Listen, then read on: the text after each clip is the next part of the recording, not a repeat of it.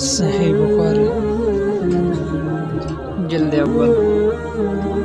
کتاب العلم باب ما یذکر فی المناولۃ حدیث نمبر 64 بسم اللہ الرحمن الرحیم قال ابن عباس رضی اللہ عنہ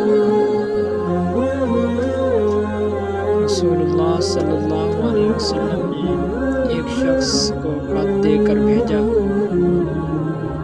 اور حکم دیا کہ یہ خط بحرین کے سردار کو دے دینا۔